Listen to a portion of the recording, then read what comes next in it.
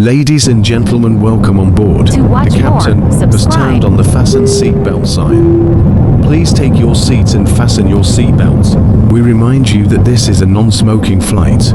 Smoking is prohibited on the entire aircraft, including the lavatories.